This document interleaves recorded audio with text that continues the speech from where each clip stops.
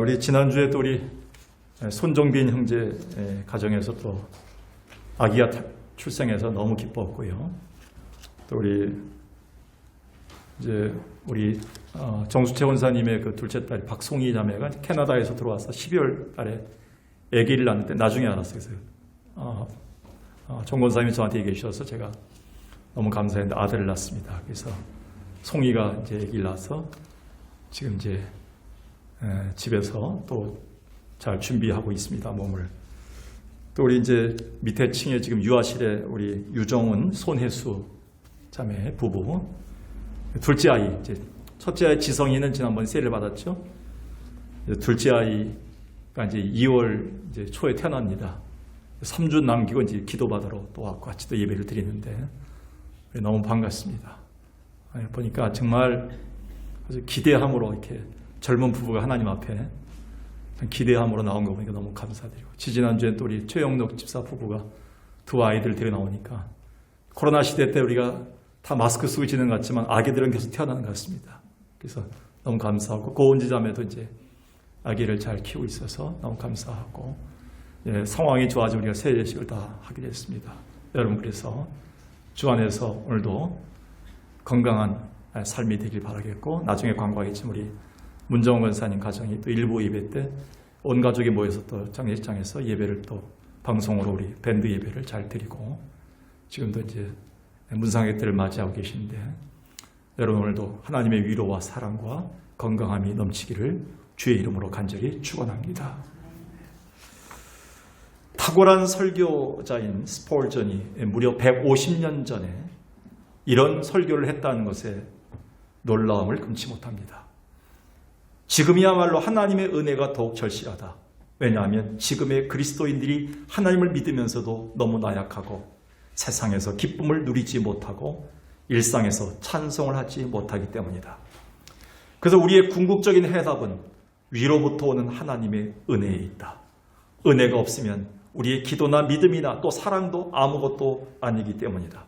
지금부터라도 우리는 은혜 위에 은혜를 더하실 하나님께 매달려야 한다. 이렇게 스폴전 목사님이 1860년, 지금부터 150년, 160년 전에 영국 사회 기독교와 당시 교회가 마치 지금의 모습처럼 현대 신학과 찰스 다윈주의의 진화론에 거센 도전을 받고 있을 때, 그리고 성경의 고등비평 사상이 들어옴으로 말미암아 성경의 근간과 기독교의 기초가 흔들리고 있던 그 즈음에 이 설교를 했습니다. 하나님의 은혜를 사모해야 된다.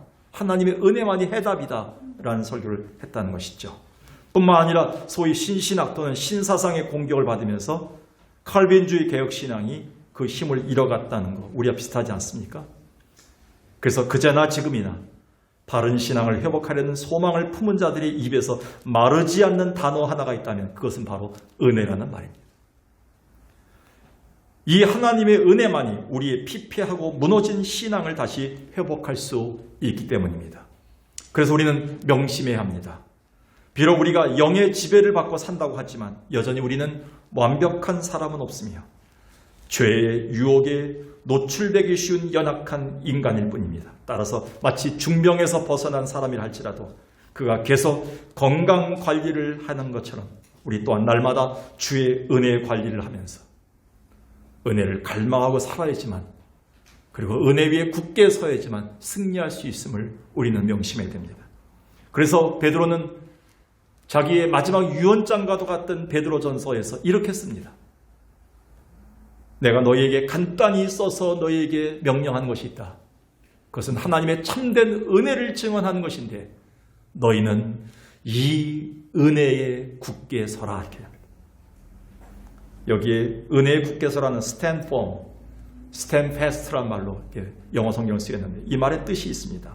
굳게 서라는 말은 헬라어 히스테미에서 나왔는데요. 이 말은 전투적인 용어입니다. 전쟁에 나갈 때 상관들이 명령하는 그 단어입니다. 굳게 서라 할 때 히스템이란 말을 쓰는데, 그때 은혜 안에서 우리가 아예 뿌리를 받고 살면서 강해져서 죄와 싸워서 이기게 된다. 죄와 저항하라 라는 뜻으로 썼던 것이죠. 오늘 본문이 쓰여진 아모스 선지자 시대의 이스라엘은 사회적, 종교적 부패는 극에 달았고 결국은 우상 숭배로 하나님을 떠났던 시대입니다. 그 결과로 하나님의 심판이 초래되었고 그로 인한 주변 강국의 침입과 수탈은 그들의 미래조차 앗아갔습니다. 아모스 2장 4절 5절에서 아모스는 이렇게 그 당시의 유다 상황을 얘기합니다. 유다의 서너 가지 죄로 말미암아 내가 그 벌을 돌이키지 않겠다. 이는 그들이 여호와의 율법을 멸시하고 그 율례를 지키지 아니했다. 조상들이 하던 짓 거짓 영혼을 따랐다. 그래서 내가 유다에 불을 보내겠다. 주변 강대국들을 통해서 그 나라를 초토화시키죠. 미래가 없게 만들었습니다. 그런데 하나님이 어떻게 하셨나요? 자기 백성들의 고통을 외면치 않으시고 남은 자들의 부르짖음과 하나님의 약속을 잊어버리지 아니하시고 오히려 저들을 향한 은혜의 길을 계획하십니다. 저들이 회개하고 은혜 안에 다시 굳게 설 수 있도록 은혜 안에 들어오는 길을 열어주십니다. 그게 오늘 말씀이죠.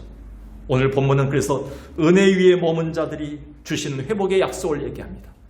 이 약속을 주시기 전에 야곱 아모스 5장에서 미리 이렇게 예언했습니다. 이스라엘 향해서 여호와께서 이스라엘 족속에게 이같이 말씀하시기를 너희는 나를 찾으면 된다. 너희는 나를 찾으면 살 것이다. 너희가 여호와를 찾으면 반드시 살아날 것이다. 회복에 대한 그 조짐, 은혜의 조짐을 저에게 미리 주셨습니다. 그래서 오늘 본문이 주어진 것이죠. 따라서 오늘 우리야말로 우리의 교회와 가정 그리고 우리의 신앙을 다시 세우기 위해서라도 어디에? 은혜 위에 머물러야 합니다. 지금 우리에게 회복이 절실한 때이기 때문입니다. 그렇다면 지금 우리가 어느 때보다 은혜 안에 머물러야 하는 이유는 무엇인가요? 1월 첫 주부터 계속 이어오는 시리즈 주 안에 굳게 선 교회의 의미가 무엇인가? 우리가 주 안에 굳게 서야 될 이유가 무엇인가? 오늘 세 번째로 그 다음 우리가 은혜 안에 머물러야 하는 이유가 무엇인가? 반복되는 하나님의 강조점이지만 다시 한번 마음에 새겨야 될 말씀이라고 생각합니다. 우리가 어느 때보다 은혜 안에 머물러야 하는 이유는 첫 번째가 무너진 우리의 장막을 보면서 그 장막을 다시 세워야 하기 때문입니다. 아모스 선지자는 민족의 미래가 도무지 보이지 않을 때 하나님이 다시 회복해 주시는 조국의 미래를 봤습니다. 그리고 이스라엘 백성들의 희망찬 미래를 봤습니다. 교회의 미래를 보기 시작했습니다. 그래서 이렇게 소망의 말씀을 외칩니다. 오늘 11절이죠. 그날에 내가 다윗의 무너진 장막을 일으키겠다. 옛날 성경에는 천막을 일으키겠다. 그것들의 틈을 막으며 그 허물어진 것을 일으키겠다. 이게 하나님의 회복의 약속을 아모스가 전하고 있는 겁니다. 특별히 여기서 말하는 다윗의 장막이 뭔가요?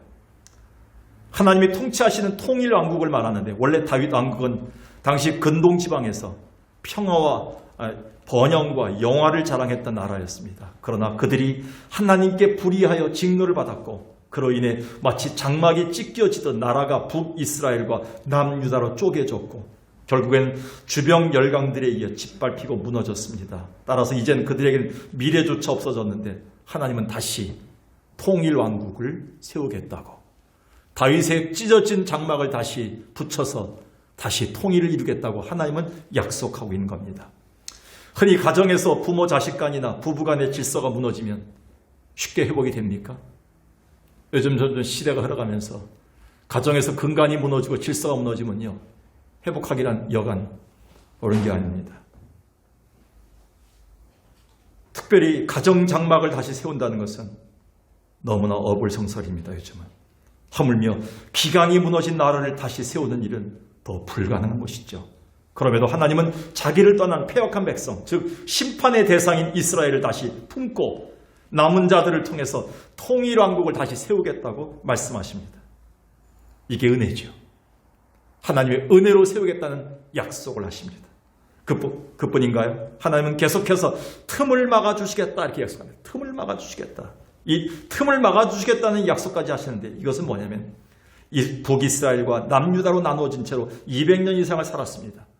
그 틈이 얼마나 많이 벌어졌겠습니까? 여러분 우리나라가 30년 동안 일제의 강점기였었는데 그 40년도 안 된 기간 동안의 강점기 동안 얼마나 많은 영향을 받았습니까? 우리가 지금도 잔재가 남아있지 않습니까? 근데 이스라엘 선들은 남북으로 나눠진 지 200년 동안 살았으니요. 틈은 벌어질 대로 벌어졌고요. 틈을 메꾸기란 여간 힘든 게 아닙니다. 생각과 감정과 문화가 얼마나 많이 달라졌을까요? 틈이 벌어졌을까요? 근데 하나님은 그 틈을 하나님의 은혜로 메꾸고 은혜로 세우시겠다고 약속하고 있는 거예요. 인간의 힘은 안 된다. 어떤 왕도 안 된다. 하나님은 은혜로 통일하시겠다고 약속합니다. 그렇습니다.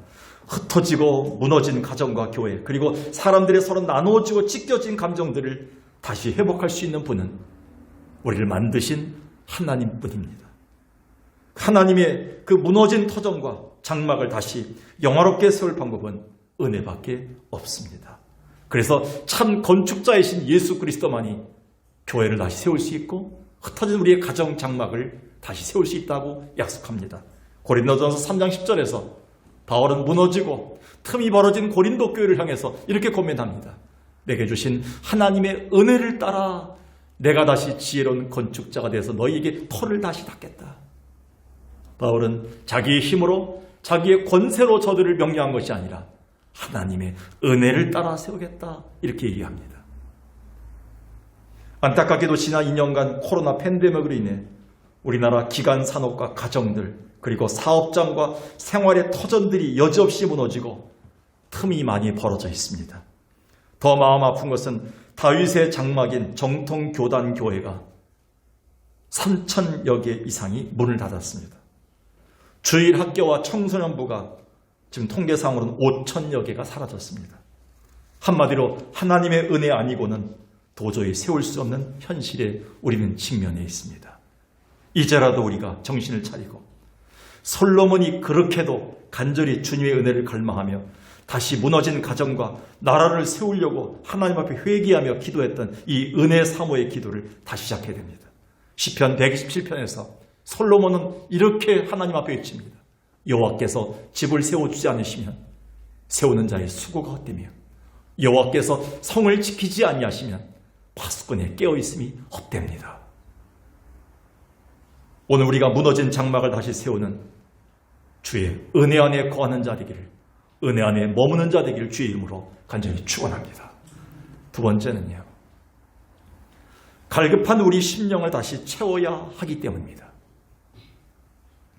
하나님의 은혜로 다윗이 세웠던 이스라엘 왕국의 전성기에는 주변의 블레셋, 모압, 아람, 암몬, 에돔 등의 나라들이 다윗에게 찾아와서 머리를 조아렸습니다.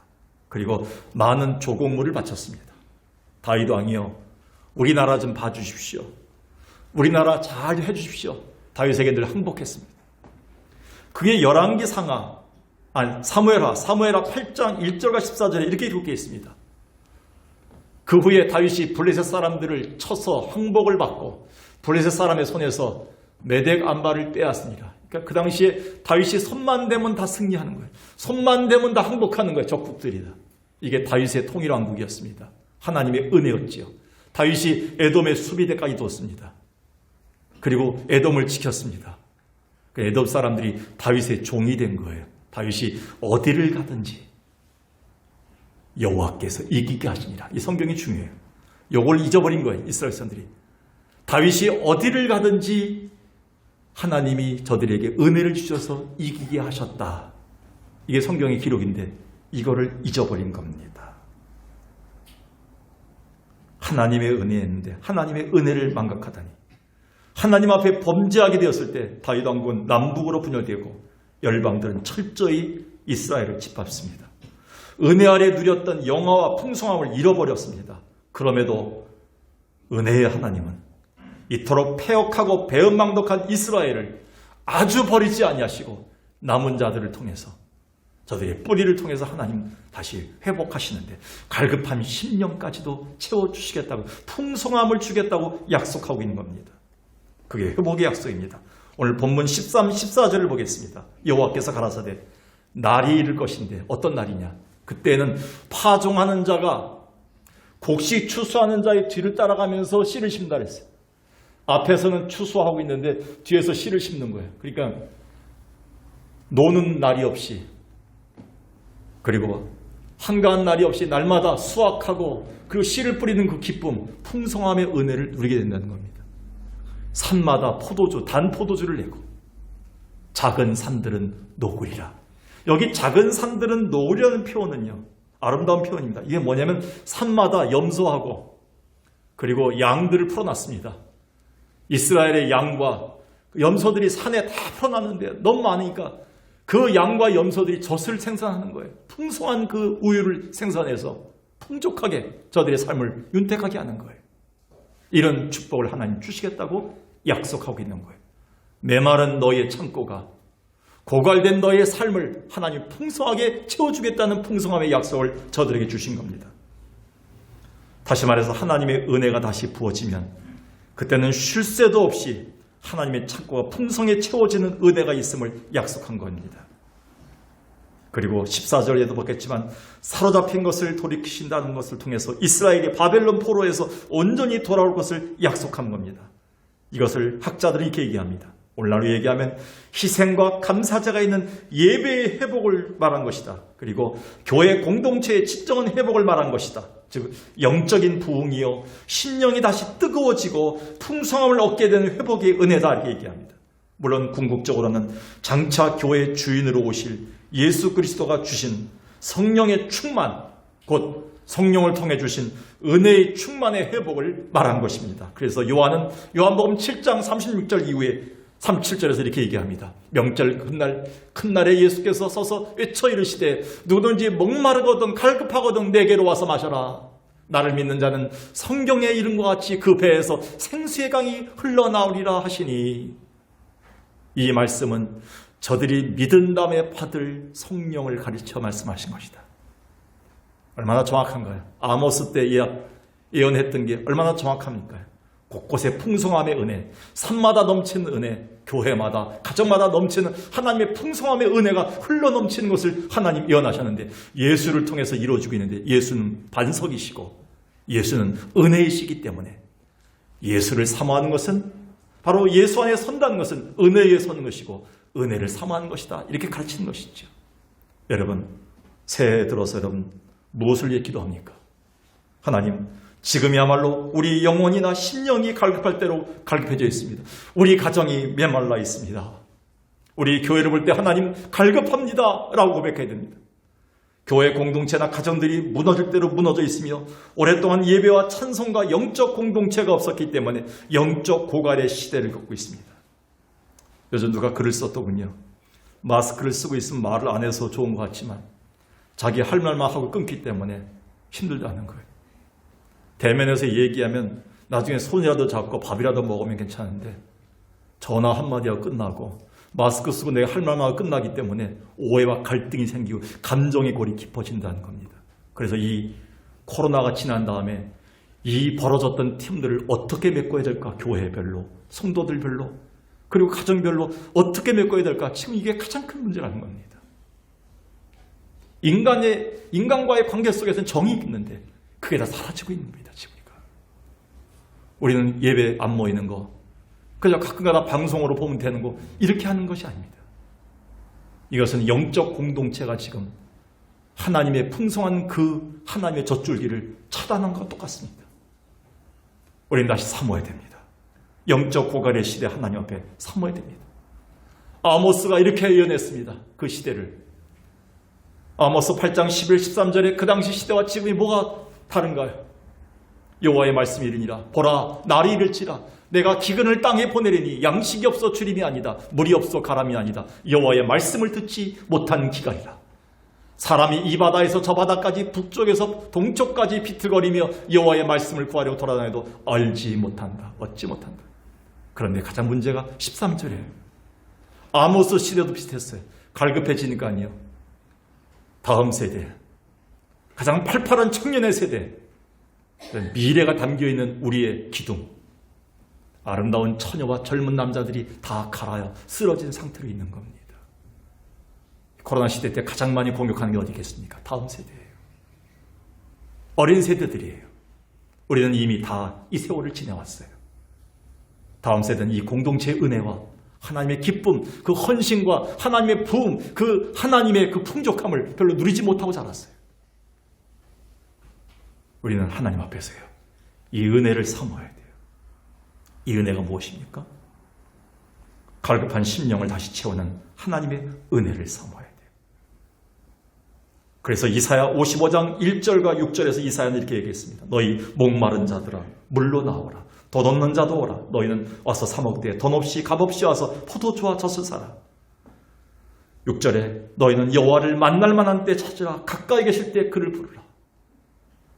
제 짧은 역사, 제가 목회의 짧은 역사죠. 저도 역사를 돌아볼 때 제가 살아왔던 세월 속에 가장 지금이 하나님이 가까이 계시다라고 저는 생각합니다. 하나님 은혜가 가장 가까이에 놓여있을 때라고 저는 생각해요. 이걸 어느 교회가, 어느 가정이 먼저 찾느냐가 중요한 거예요. 올 한 해 우리 교회가 갈급한 우리 심령을 다시 채우는 은혜에 머무는 교회와 여러분 되길 주의 이름으로 간절히 축원합니다. 마지막 세 번째는요. 신앙의 뿌리를 다시 견고하게 내려야 하기 때문입니다. 역사적으로 수많은 나라들이 흥망성쇠했습니다. 성경 속에 등장했던 바벨론, 아수르, 페르시아, 로마 제국. 이 나라가 멸망하려고는 아무도 예언한 사람이 없습니다. 너무나 강대했어요. 너무 화려했어요. 지금도 파고 파면 지하에서 그들의 문명과 문화와 그들의 모든 찬란한 것들이 다 발견되고 있어요. 근데 그 나라는 다 역사 속에 사라져버렸어요. 그러나 허무하게도 그들은 역사 속에 사라진 이유가 뭡니까? 뿌리가 없었기 때문이에요. 근데 하나님은 아모스를 통해서 이런 약속을 하십니다. 아모스 9장 15절 오늘 맨 마지막 절이죠. 내가 저희를 그들의 땅에 심겠다. 옛날 성경에는 본토에 심겠다. 하나님이 약속하신 땅에 심겠다는 거예요. 축복의 땅에 다시 심겠다는 거예요. 그들이 내가 준 땅에서 다시 뽑히지 아니하리라. 모든 나라, 모든 가정, 모든 사람과 모든 사업자들이 다 뽑혀나갔어요. 어려움이 오면. 뽑히지 않은 것을, 그 이유가 뭡니까? 하나님이 은혜로 심으면 뽑히지 않는다는 거예요. 여러분, 어떤 사람이 심어도 뽑혔던 그 뿌리가 하나님이 은혜로 심으면 뽑히지 않는 줄로 믿습니다. 이 은혜를 우리가 사모해야 된다는 거예요. 하나님, 우리가 시작한 이 사업이, 우리의 교회가, 우리의 삶이, 우리 가정이 하나님 다시 뽑히지 않도록 하나님이 올해 다시 심어 주옵소서. 이게 은혜를 사모해야 된다는 것이죠. 결국 하나님은 약속하셨던 것처럼 역사 속에서 남은 자들을 통해서 가나안 땅에 뿌리를 다시 내리게 하시고 그에 절대로 뽑히지 않게 하시는 약속을 계속 확인해 주셨습니다. 모두가 다 하나님의 견고함의 은혜입니다. 그래서 에레미야는 32장에서 이렇게 얘기합니다. 이 은혜를 내가 기쁨으로 그들에게 복을 주되 분명히 나의 마음과 정성을 다해 그들을 이 땅에 심겠다.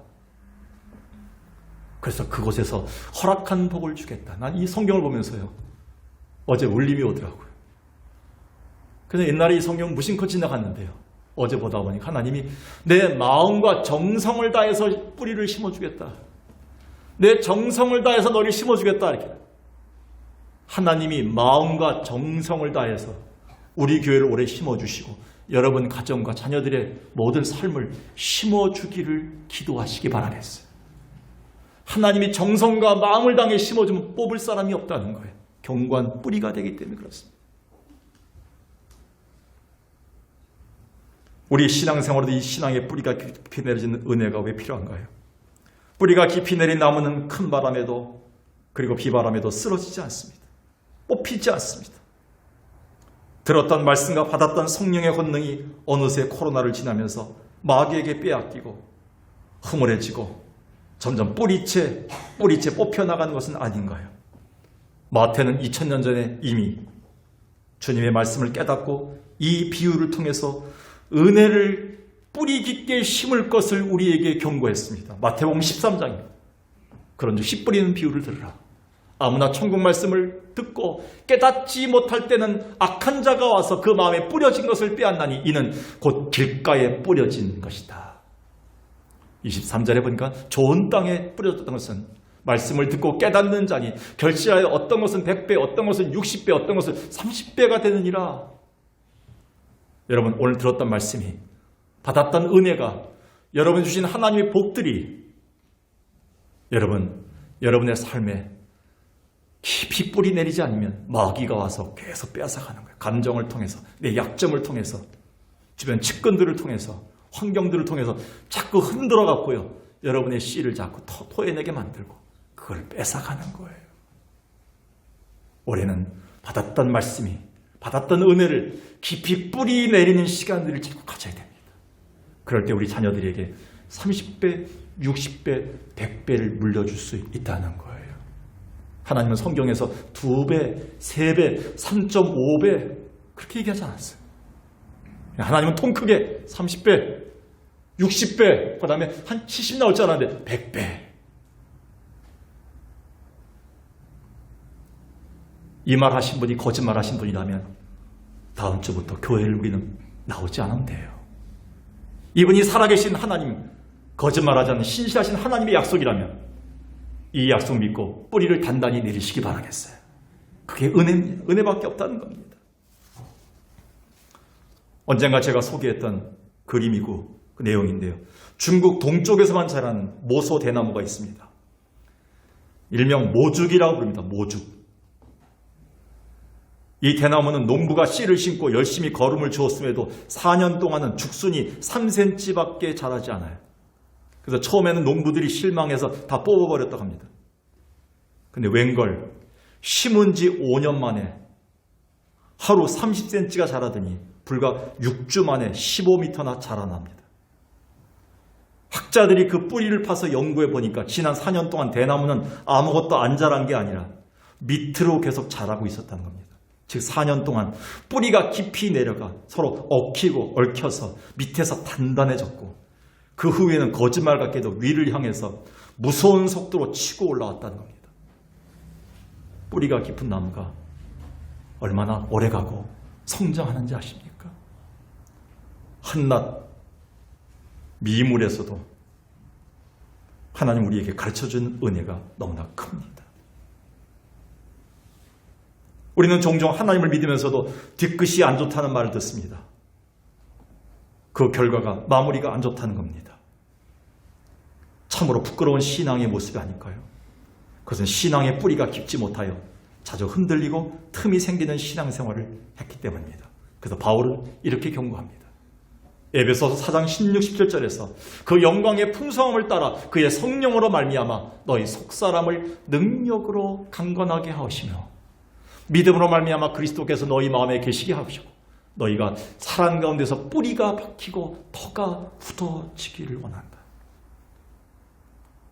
여러분 신앙생활 하면서 예배 한번 왔다 갔다 그게 중요한 것이 아니라 오늘도 이 말씀이 나의 속사람을 강하게 내가 생각지 못했던 시련과 고난이 기도 제목들이 나를 속사람을 강하게 만드는 뿌리를 내리는 기회가 되게 해달라고 기도했던 것이죠. 그리고 하나님 주신 예수 그리스도 그 믿음 안에서 주님의 사랑이 절대 변치 않는다. 내가 오늘 끝까지 보호하겠다는 그 은혜가 뿌리 깊게 내리기를 기도해야 된다는 것이죠. 이게 바로 은혜입니다. 이 신앙의 반석과 기초는 예수 그리스도가 아닐까요? 그래서 우리는 무엇보다도 예수만이 주실 은혜를 사모하고 덧입어야만 우리 신앙의 뿌리가 든든해집니다. 우리 믿음의 생활의 진가가 어디서 나타날까요? 삶의 위기와 터전이 흔들릴 때 드러납니다. 바로 지금 같습니다. 그래서 우리는 지금 신앙의 뿌리가 다시 견고하게 내려져서 어떤 상황에도 흔들리지 아니하는 주님 안에 머무는 삶을 사모해야 됩니다. 오늘 신앙의 뿌리를 견고하게 내리기 위해 하나님의 은혜 안에 머무는 자 되기를 주의 이름으로 축원합니다. 말씀을 정리합니다. 올해 우리 교회는 주 안에 굳게 선 교회로 출발했습니다. 사실 이 말은 주님이 주실 은혜 안에 머물러야 하는 삶을 의미합니다. 왜냐하면 이 은혜만이 우리의 갈급한 심령을 채우고 벌어진 틈을 메꾸고 우리가 다시 든든한 신앙의 뿌리를 내리게끔 힘을 주기 때문입니다. 그렇다면 지금 우리가 어느 때보다 은혜 안에 머물러 하는 이유가 뭘까요? 세 가지를 정리하면 첫 번째는 무너진 우리 장막을 다시 세워야 하기 때문입니다. 여러분의 힘으로는 힘들어요. 2년 동안 무너진 장막을 세우려면 올해 은혜를 사모해야 돼요. 그리고 갈급한 우리 심령을 다시 채워야 하기 때문입니다. 그리고 신앙의 뿌리를 다시 견고하게 내려야 하기 때문입니다. 기도하겠습니다. 아주 잠시 동안만 기도하겠습니다. 여러분, 한 번만 해도 입술을 열어서 여러분 기도하실 때 하나님 이 은혜를 달라. 점점 나이가 들어가며 연약해진 우리가 우리의 힘으로는 가정을, 자녀들을 세울 수 없고 내 앞에 놓여있는 흔들리는 것을 다시 세울 수 없습니다. 하나님 이 은혜를 달라고, 이 세 가지 은혜를 달라고 같이 여러분 잠시 동안만 여러분의 입술로 간절히 기도하십시오. 하나님이 애정과 사랑과 정성을 다해 여러분을 심으려고 하고 있습니다. 주님의 손을 붙잡고 갈 수 있도록 같이 기도하시기 바라겠어요. 살아계신 아버지 하나님,